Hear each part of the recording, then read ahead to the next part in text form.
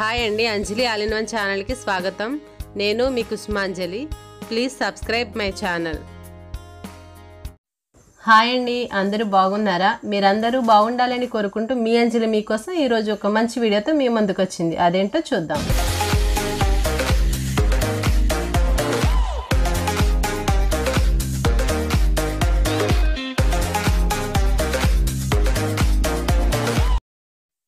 Hi friends, ఈరోజు కాకరకాయ అంటే ఇష్టం లేని వారు చాలా ఇష్టంగా తినేలా ఒక రెసిపీ ఓన్గా ట్రై చేశానండి. అది ఫస్ట్ టైమే సక్సెస్ అయింది.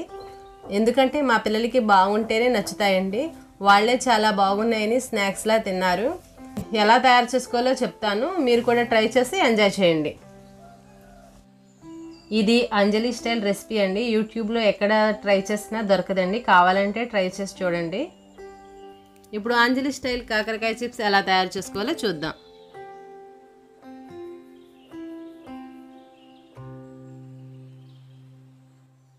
ముందుగా కడిగి శుభ్రం చేసుకున్న కాకరకాయలను స్లైస్లా కట్ చేసుకోవాలి. వాటికి చేదు అస్సలు లేకుండా ఉండాలి అంటే ఫ్యాన్ కింద ఒక పావుగంట ఆరబెట్టుకోవాలి.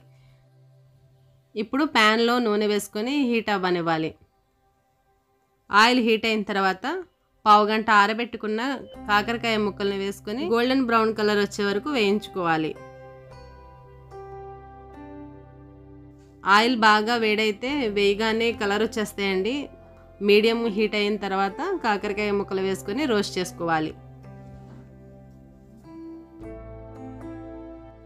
ఈ కాకరకాయలు హెల్త్కి చాలా మంచిది. ఈ కాలంలో కాకరకాయలు ఎక్కువగా వాడితే వ్యాధి నిరోధక వ్యవస్థ దృఢంగా మారుతుంది. కాకరకాయ ప్రయోజనాల గురించి ఒక వీడియో చేశానండి. అది ఐకార్డ్లో ఇస్తాను, చూడని వారు చూడండి. నా వీడియో కనుక కొత్తగా చూసేవారు సబ్స్క్రైబ్ చేసుకొని సపోర్ట్ చేయండి. చాలామంది సబ్స్క్రైబ్ చేసుకోకుండా చూస్తున్నారు. ప్లీజ్ దయచేసి సబ్స్క్రైబ్ చేసుకోండి. అలా సబ్స్క్రైబ్ చేసి లైక్ చేసి కామెంట్ కూడా చేయండి. అలా మీరు సపోర్ట్ చేయడం వల్ల ముందు ముందు చేసే వీడియోస్కి మోటివేషన్లా పనిచేస్తాయి. ప్లీజ్ సపోర్ట్ చేయండి. ఇప్పటి వరకు సబ్స్క్రైబ్ చేసుకున్న ప్రతి ఒక్కరికి చాలా చాలా చాలా థ్యాంక్స్ అండి. అలాగే మన వీడియోస్ డైలీ వచ్చేవి కదా, ఇక నుండి డే బై డే వస్తాయి. ఫాలో అవడానికి ట్రై చేయండి. కలర్ చేంజ్ అయినాయండి, గోల్డెన్ బ్రౌన్ కలర్లోకి వచ్చినవి. ఫ్రై చేసుకున్న వాటిని ప్లేట్లో తీసుకొని పక్కన పెట్టుకోవాలి.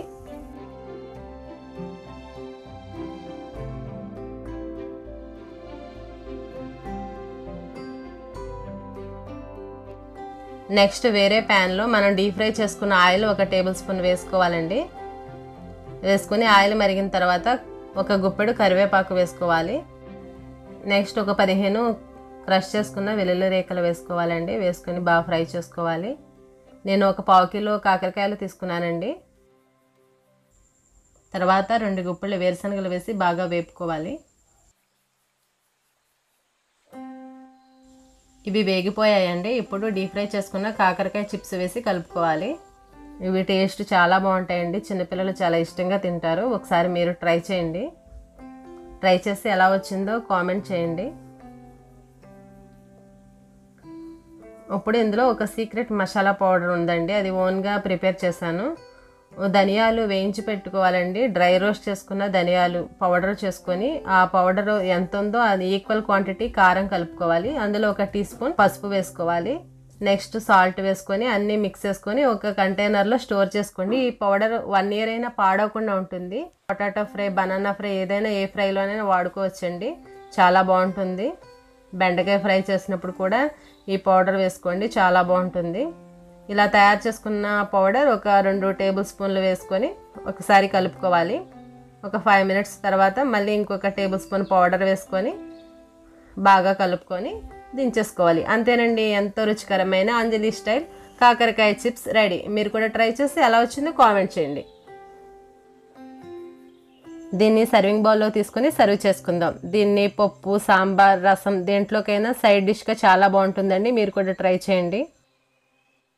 మీకు ఒక విషయం చెప్పాలండి, మర్చిపోయాను. ఇలా ఫ్రై చేసినప్పుడు మూత అస్సలు పెట్టకూడదండి. పెడితే సాఫ్ట్గా అయిపోతాయి. మూత పెట్టకుండా ఫ్రై చేస్తే క్రిస్పీగా ఉంటాయి. చూస్తుంటే నోరు ఊరిపోతుంది కదండి. ఇంకెందుకు ఆలస్యం, మీరు కూడా ట్రై చేసి ఎంజాయ్ చేయండి.